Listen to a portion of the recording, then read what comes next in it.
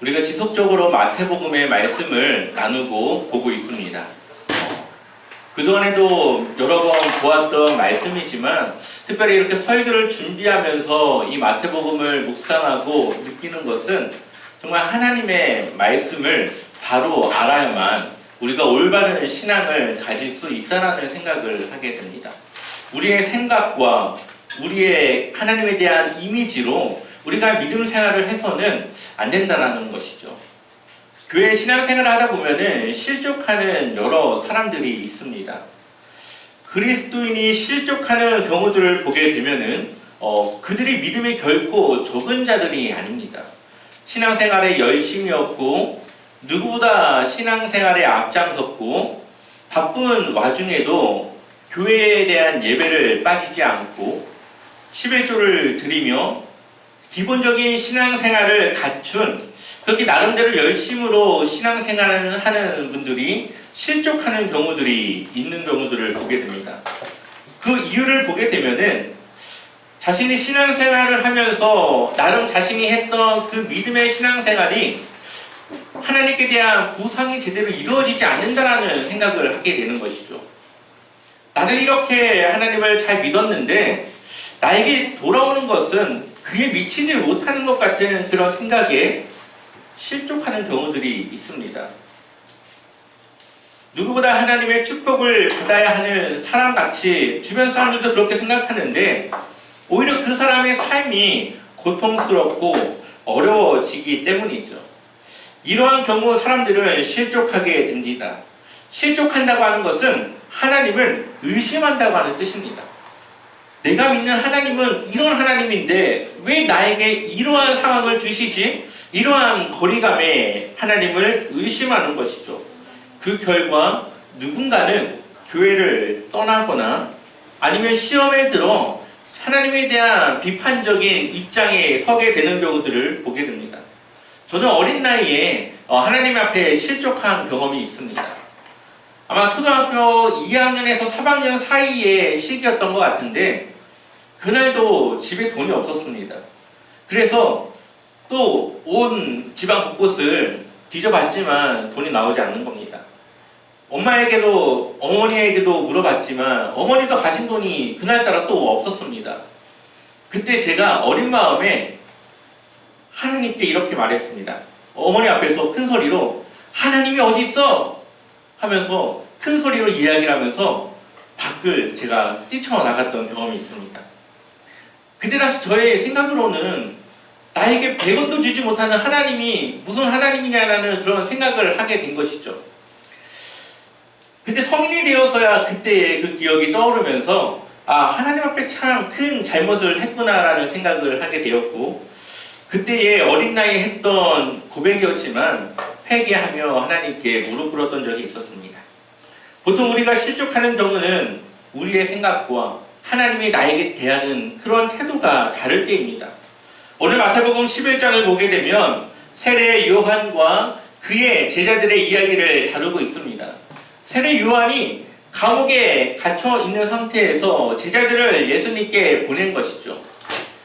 세례 요한이라고 한다면 얼마나 대단한 사람입니까? 오늘 우리가 읽었던 말씀에도 여자가 낳은 자 중에 이보다 큰 이가 없다라고 이야기를 했고 또 구약과 신약을 이어주는 역할을 했던 사람이 이 세례 요한입니다.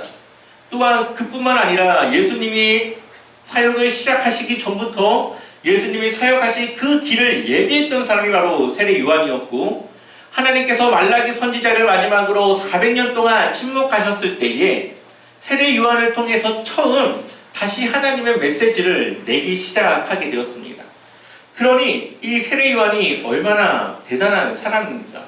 그런데 세례 요한이 예수님께 실족하였습니다. 우리 한번 11장 2절 말씀을 같이 읽어볼까요? 마태복음 11장 2절 말씀을 함께 읽어보겠습니다. 요한이 옥에서 그리스도께서 하신 일을 보고 제자들을 보내어 아멘. 지금 세례 요한이 헤롯 왕이 잘못된 행동을 하는 것에 대해서 지적을 했고 그로 인해서 감옥에 갇혀있는 상태입니다.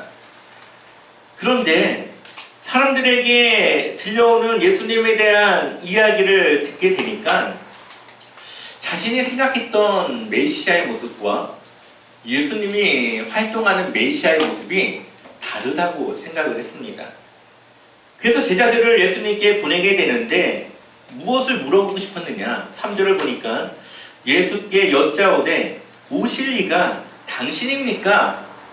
아니면 우리가 다른 이를 기다려야 됩니까? 지금 세례 요한의 마음에 무슨 마음이 있는 거예요? 난 분명히 이 예수님이 메시아라고 생각을 했고 그 길을 예비했는데 행동을 보니까 아닌 것 같은 거예요. 그러니까는 내가 당신을 메시아로 믿어야 됩니까? 아니면 다른 사람이 오길 기다려야 됩니까? 지금 이렇게 묻고 있는 겁니다. 예수님께 세례까지 베풀었고 예수님의 길을 예비했던 세례 요한이라면 누구보다 예수님에 대한 확신을 갖고 있지 않겠습니까? 그런데 왜 세례 요한은 이러한 생각을 하고 있는 것일까요? 왜 예수님께 대한 의심과 실족을 한 것일까요? 일단 세례 요한이 예수님을 준비하기 위해서 그는 광야에서 생활했습니다. 그 말은 그는 자신의 그 거룩함과 정결함을 잃지 않기 위해서 금욕적인 생활을 했다는 거죠. 좋은 것을 먹지 않고 힘들고 고통 속에서 하나님의 그 은혜를 그가 경험하며 그렇게 메시아를 기다리고 준비했습니다. 또한 지금 자신이 옥에 갇힌 것은 정말 큰 죄인 중에 죄인이었던 헤롯의 그 잘못을 지적하였을 때에 자신의 그 옳은 행동 때문에 옥에 갇혀 있지 않습니까? 얼마나 정의롭고 얼마나 하나님 앞에 거룩한 사람입니까? 그런데 메시아로 오신 예수님은 자신이 생각할 때 지금 나 같은 사람을 구원해야 되고 로마로부터 압제당하고 있는 이스라엘을 구원해야 되고 빨리 이스라엘이 왕이 되셔서 온 나라의 왕으로서 이 이스라엘을 다스려야 될 그분이 지금 무엇을 하고 있어요? 죄인들과 식사하고 있고 세리들을 친구로 맞아주고 있습니다. 19절 말씀을 보니까 사람들이 예수님을 향해 뭐라고 하느냐? 한번 우리 읽어보겠습니다. 19절 함께 읽겠습니다. 인자는 와서 먹고 마심에 말하기를 보라 먹기를 탐하고 포도주를 즐기는 사람이요 세리와 죄인의 친구로다 하니 지혜는 그 행한 일로 인하여 옳다함을 얻느니라. 아멘. 예수님께서 먹고 마시는 그 일에 대해서 사람들이 말하기를 보라 먹기를 탐하는 저 예수 맨날 포도주 마시면서 술 마시면서 사람들과 어울리는 예수님에 대해서 사람들은 다르게 생각을 하고 있었고 세례 요한 또한 그러한 생각을 갖고 있다는 거죠. 오히려 죄인들을 멸하시고 심판해야 될 메시아가 죄인들과 친구가 되어지는 그 모습에 이 세례 요한은 실족하고 있는 겁니다. 얼마나 혼란스러웠겠습니까? 자신이 생각했던 메시아의 모습과 지금 예수님의 실질적인 사역의 모습이 다르니까 지금 제자들을 통해 그것을 물어보고 있는 겁니다. 그럼 예수님이 자신이 이사야의 말씀을 통하여서 자신의 그 사역을 이야기하면서 눈먼 자들에게 눈을 뜨게 하고 갇힌 자들을 자유롭게 하는 그 사역들을 얘기하면서 뿐만 아니라 이사야가 예언하지 않았던 죽은 자를 다시 살리시는 예수님의 그 능력을 보여주면서 내가 메시아다라는 것을 그에게 말씀하고 있습니다. 우리는 세례 요한의 모습을 통하여서 실족한 자가 어떻게 일어설 수 있는지를 우리는 한번 돌아볼 수 있습니다. 세례 요한은 자신의 생각을 확인하기 위해서 제자들을 예수님께로 보냈습니다. 예수님께 직접 당신이 누구신지를 묻기를 원했던 것이죠. 답이 어디에 있습니까? 예수님께 있죠. 실족한 자가 찾고자 하는 답은 예수님께 있습니다. 그런데 많은 그리스도인들이 실족했을 때에 자신의 생각으로 결론을 내고 내 생각이 옳기 때문에 아무리 하나님의 말씀을 들이대도 그 말씀을 받아들이지 않고 스스로 결정을 해버리게 됩니다. 우리는 우리의 마음을 하나님께 고백하며 하나님께서 우리의 마음 가운데 일하시며 우리의 마음을 주관하시도록 기도해야 되는 것이죠. 내 생각과 하나님이 나에게 대하는 것이 다를 때에는 우리는 하나님께 기도하고 여쭤보고 하나님의 뜻을 구해야 되는 것입니다. 우리 스스로는 답을 찾을 수가 없고 오직 하나님이 그 답을 주셔야 우리가 이해할 수 있는 것이죠. 또한 담임 목회자를 통해서 하나님의 말씀을 바로 알아야 되겠죠. 예수님께서 세례 요한에게 말씀하신 것은 자신이 그냥 메시아라고 말하는 것이 아니라 이사야의 말씀을 통해 그 말씀이 바로 나를 통해 이루어지고 있다라고 하는 말씀에 대한 확신을 주고 있습니다. 그 말씀에 무엇이 채워줘야 됩니까? 말씀이 채워줘야 되는 것이죠. 성경에서 전하고 있는 하나님에 대해서 우리는 바로 알아야 됩니다. 우리의 생각으로 하나님은 이런 분이실 거야. 하나님은 사랑의 하나님이시니까 이런 상황이 이렇게 하실 거야. 우리의 생각과 상상과 나의 판단으로는 하나님을 온전히 알 수가 없습니다. 말씀을 통해서 우리는 하나님을 정말 정확하게 바로 알아야만 그 하나님을 온전히 제대로 믿으면서 그 믿음을 지켜나갈 수 있는 것이죠. 그러한 믿음을 가질 때야 우리는 실족하지 않습니다. 마태복음 11장 6절에는 누구든지 나로 말미암아 실족하지 아니하는 자는 뭐가 있다고요? 복이 있다. 물론 실족할 때가 있지만 그 실족했을 때에 돌아와서 그 실족함을 이겨내는 자에게도 동일한 복이 있을 겁니다. 우리가 실족하지 않는 방법은 하나님의 말씀을 중심으로 우리의 믿음을 가질 때 가능한 것이죠. 이어서 예수님은 어린아이들에 대한 비유를 말씀하십니다. 우리 마태복음 11장 16절과 17절의 말씀, 두 절의 말씀을 같이 읽어보겠습니다. 함께 읽겠습니다. 이 세대를 무엇으로 비유할까? 비유하건대 아이들이 창고에 앉아 제 동물을 불러 이르되 우리가 너희를 향하여 피리를 불어도 너희가 춤추지 않고 우리가 슬피 울어도 너희가 가슴을 치지 아니하였다 함과 같도다. 아멘. 우리 아이들도 역할놀이를 하지 않습니까? 뭐 결혼놀이를 한다던가 아니면 의사놀이를 한다던가 시장놀이를 한다던가 뭐 그런 놀이처럼 이스라엘에도 아이들이 하는 그런 역할놀이가 있었던 걸로 보입니다. 주로 했던 역할놀이가 결혼식과 장례식이었다는 거죠. 결혼식 놀이를 할 때는 피리를 불었고 장례식 놀이를 할 때는 곡을 하며 가슴을 치며 우는 그러한 것들을 따라 했습니다. 그런데 그런 놀이를 하고 있는데 아무리 피리를 불어도 춤을 추지 않는 아이들이 있었고 아무리 곡을 하고 우는 것을 해도 그것을 따라 울지 않는 아이들이 있었다는 거죠.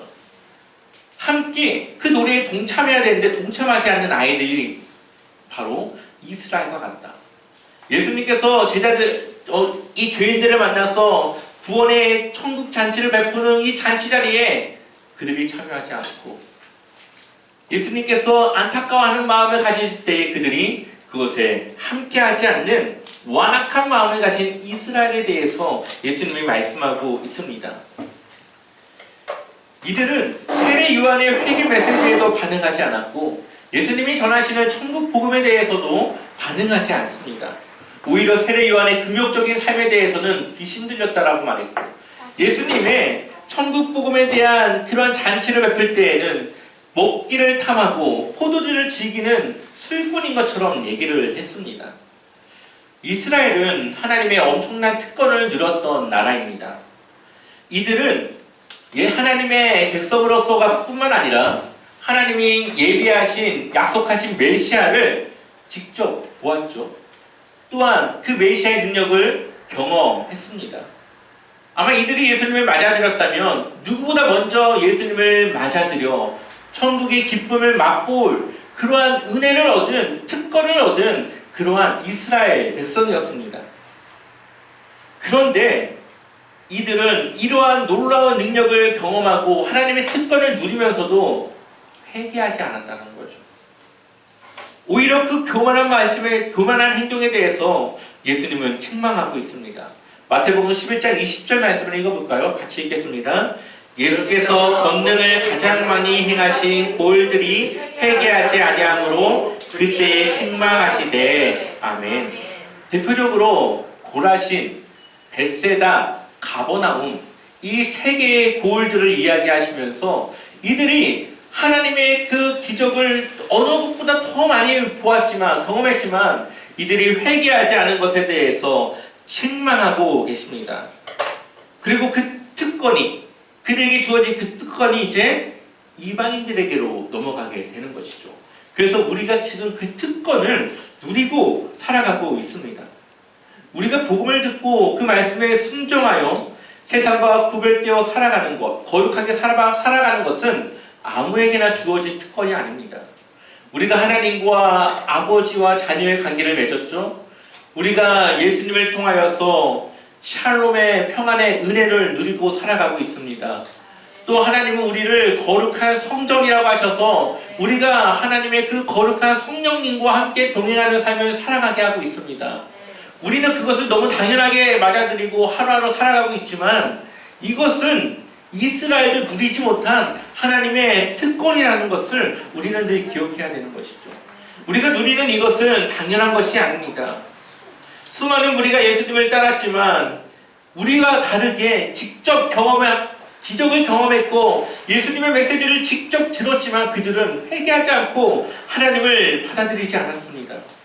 근데 우리는 예수님을 직접 보지도 못했고 하나님의 행하시는 기적을 직접 보지도 못했지만 오직 이 말씀을 듣고도 그 믿음을 가지고 있는 것이죠. 이것이 얼마나 큰 특권입니까? 우리는 이러한 특권을 누리고 있음에 대해서 감사하며 살아가야 합니다. 그러나 여기에는 책임도 따릅니다.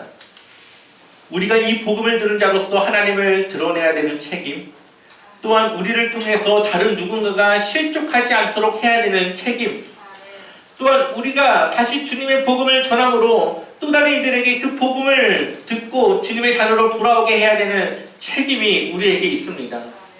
우리는 이러한 책임을 다하며 살아가야 되고 이러한 삶을 살아갈 때에 진정한 하나님 나라의 백성으로서 우리가 하나님과 함께 영원한 기쁨 안에 살아가게 될 것이라는 거죠. 천국을 회개하여 변화된 삶을 살아가는 자들의 것입니다. 마태복음 11장 12절의 말씀을 같이 읽어보겠습니다. 함께 읽겠습니다. 세례요한의 때부터 지금까지 천국은 침노를 당하니 침노하는 자는 빼앗느니라. 아멘. 여기서 침노를 당한다라고 하는 말은 폭력, 이 무력을 써서 그것을 빼앗는다라는 뜻을 가지고 있습니다. 여기에 대한 의견이 학자들마다 좀 다르지만 부정적인 의견과 긍정적인 의견이 있습니다. 근데 저는 좀 긍정적인 의견에 치우치는데 긍정적인 의견을 보면 천국을 우리가 빼앗아야 된다는 거예요. 어떤 의미냐? 우리가 천국을 얻기 위해서는 가만히 있어서는 안 된다는 겁니다. 우선 회개해야 된다는 거죠. 회개는 뭡니까? 우리의 삶이 변화되어지는 겁니다. 우리의 삶의 이 움직임이 달라지는 것이죠. 천국을 내가 빼앗기 위해서, 갖기 위해서 하나님 앞에 내가 회개된 자로서 그 노력과 헌신과 열정으로 살아갈 때에 우리가 이 천국의 백성으로서 이 천국 안에 살아갈 수 있다는 것을 예수님은 침노한다라는 표현으로 말하고 있습니다. 천국을 회개하여 그 삶이 변화된 자들에게 주어지는 것입니다. 아이들이 아무리 놀이를 해도 그 놀이에 참여하지 못하는 이스라엘 백성들과 같이 우리가 빠져 있어서는 안 되고 그 놀이에 동참하여서 주님이 베푸시는 그 잔치에 우리가 함께 참여하여서 그것을 즐기는 자들과 같이 주님의 그 복음에 참여하여서 특권을 누리고 책임을 다하는 삶을 살아가는 것이죠. 오늘 말씀을 정리해보면 우리는 하나님을 향한 믿음으로 실족하지 말아야 합니다. 오히려 주님이 주신 그 특권을 누리며 복음을 전하는 책임을 다해야 되는 것이죠. 우리 주변에 하나님에 대해 실족하는 이들이 있다면 우리는 그분은 그런 분이 아니라는 것을 그들에게 전해야 되고 우리의 삶을 통하여서 하나님에 대해서 올바로 보여줄 수 있어야 됩니다. 우리의 말로서가 아니라 우리의 삶으로 드러낼 때에 하나님의 나라를 우리는 이 땅 가운데 세워나갈 수 있는 것이죠. 만약 여러분들이 이런 상황에 처해 있다면 어떨까요? 한 부부가 자녀를 낳았습니다. 그리고 부인이 산후조리원에서 열심히 산후조리를 하고 나오려는 찰나에 만약에 남편이 대장암 4기라는 통보를 받는다면 그 기분이 어떨까요? 그런데 그 아들이 대장암 4기라는 말을 듣고 그 어머니가 실족하여서 스스로 목숨을 끊어버린다는 거예요. 그런데 남편의 항암 치료가 끝나자 아내의 그 암이 또 시작했다는 말을 만약 여러분들이 듣는다면 어떨 것 같습니까? 세상에 이런 하나님이 어디 있습니까? 이 이야기는 2017년 KBS 스페셜을 통하여서 2회로 방송됐던 한 부부의 이야기입니다. 이 부부의 이야기는 2019년 그 내용을 토대로 보면은 남편은 대장암 4기였던 이관희 집사입니다. 이것을 2019년에 영화로 제작하게 됐는데 영화의 제목은 바로 교회 오빠입니다. 당시 많은 그리스도인들뿐만 아니라 하나님을 알지 못하는 이들에게도 큰 감동과 희망의 메시지를 준 영화입니다. 줄거리는 앞서 말씀드린 것처럼 아내가 산후조리원을 나오자마자 남편은 대장암 4기의 판정을 받고요. 그 남자의 어머니는 그 아들이 대장암 4기의 시한부 삶을 살아야 한다는 소식을 듣고 결국 스스로 목숨을 끊습니다. 또한 힘들게 버티고 견디며 항암 치료를 끝냈는데 그의 아내는 또 혈액암 4기라는 판정을 받게 되죠. 이들 부부는 기도하지 않고는 하루도 제대로 보낼 수 없는 삶을 살아가며 자신들이 가진 암을 통해 하나님을 알아가는 삶의 삶을 살아가게 됩니다. 사람들은 이 고 이관희 집사를 현대판 욥이라고 불렀습니다. 영화 제목과 같이 누구보다 신실했던 교회 오빠였기 때문입니다. 욥과 같이 자신의 주변 상황들이 악화되는 그런 환경 속에서도 하나님을 향한 믿음을 잃어버리지 않았고 오히려 하나님을 더욱 의지하였기 때문이죠.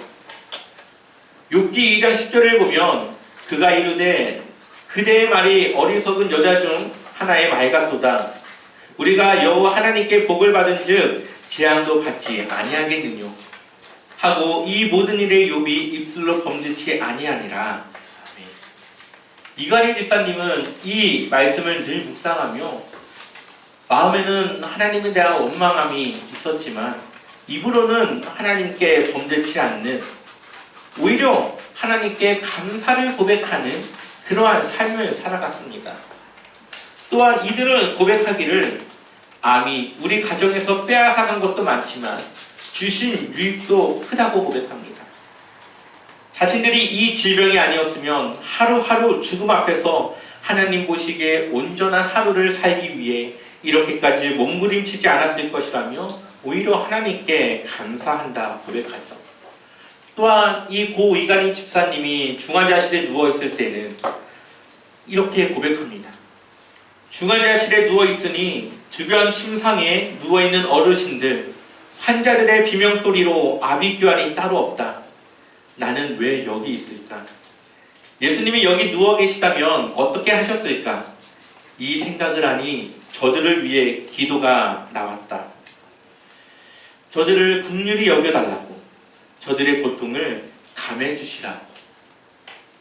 욥과 같이 모진 삶 속에서도 이들 부부는 하나님을 의지했고 몸은 힘들어 지치지만 하나님에 대한 확신과 믿음만은 더욱 견고해졌습니다. 그리고 또다시 이관희 집사의 암은 재발을 하게 됩니다. 결국 다큐멘터리 촬영을 한 지 1년도 되지 않아 2018년 9월 16일 자신의 생일날 하나님의 부르심을 받아 하늘나라에 가게 됩니다. 그는 자신의 마지막 모습을 취재하는 것을 기꺼이 허락하였고 그는 끝까지 진통제 투여를 거부하며 고통 가운데서도 몸부림치며 어떻게든 하나님의 말씀을 한 글자라도 더 듣고 보려고 몸부림치다가 그렇게 하나님께 평안한 모습으로 가게 됩니다. 얼마 뒤 그의 아내 오은주 집사는 혈액암 완치 판정을 받았고 건강을 되찾게 되었으며 아침마당에 나와서 자신의 이야기를 전하기도 하였습니다.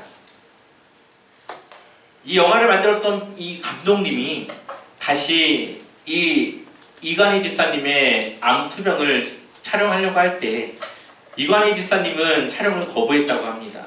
왜냐하면 자신이 하나님 앞에서 낫는 모습을 보여줘야 되는데 그렇지 못한 거에 대해서 세상 사람들의 비웃음거리가 되고 싶지 않아서라고 말을 했죠. 그러나 감독님이 이것을 영화로 만든다면 어떨까요? 라고 제안을 했고, 영화로 만든다면 그리스도인들이 볼 것이기 때문에 충분히 자신의 모습이 그들에게 도전이 될 수 있다는 생각에 촬영을 오케이 하게 되었습니다. 그리고 많은 그리스도인들과 많은 사람들에게 하나님을 어떻게 믿어야 되는지, 무엇이 믿음인지에 대해서 보여주게 되었죠. 그렇다면 우리는 어떻게 이 부부에 대해서 이해하고 받아들여야 될까요? 아무리 하나님이 욥에게 그러한 시험을 주었다 한들 왜 하나님은 우리에게, 특별히 하나님을 잘 믿는 그리스도인들에게 이러한 일들을 허락하는 걸까요? 이들 부부가 겪었던 일들은 욥과 같이 하나님께서 허락한 일일 것이라고 생각을 합니다. 근데 한번 생각해 본다면, 만약 이들 부부가 하나님을 믿지 않았다면 과연 이 상황을 피해갈 수 있었을까요? 하나님을 믿지 않았다고 한다면 그들에게 암이 오지 않았고 그들에게 이러한 시련이 오지 않았을까요? 아마 저는 하나님을 믿지 않았어도 이들에게는 동일한 상황이 놓여졌을 거라 생각을 합니다. 하지만 이들은 하나님을 믿었기 때문에 자신들에게 찾아온 고난을 하나님을 의지하며 이겨낼 수 있었고 버텨낼 수 있었다라고 생각을 합니다. 이러한 삶의 문제는 우리에게도 찾아올 수 있는 고난이고 문제입니다. 문제는 그 고난을 어떻게 우리가 이해하고 대하느냐에 달려 있는 것이죠. 고 이관희 집사는 자신의 삶이 힘들고 괴로웠지만 마음만은 평안했고 삶에는 기쁨이 넘쳤다 고백합니다. 고통으로 정신이 혼미한 상황에서도 하나님에 대한 그의 마음과 믿음은 더욱 또렷했고 강직했습니다. 이것이 우리가 가진 특권이며 세상 사람들에게 보여줘야 될 책임이 아니겠습니까? 마지막으로 이 이관희 집사는 이렇게 고백합니다. 인생 전체를 봤을 때 하나님께서 자신에게 주신 플러스와 지금 겪고 있는 마이너스 상태를 계산해 보아도 결국 결론은 늘 하나님께서는 우리에게 플러스 은혜를 주셨더라. 이렇게 아내에게 고백합니다. 하나님이 주신 특권은 그 어느 것과 바꿀 수 없고 비교할 수 없는 특권입니다. 우리는 특권을 누리며 끝까지 그 특권을 놓치지 말아야 합니다. 여러분의 모든 삶 속에서 흔들리지 않는 믿음으로 주님이 주신 특권을 누리며 하나님을 세상에 드러나는 책임을 다하며 주님을 위해 살아가시기를 주님의 이름으로 간절히 축원합니다.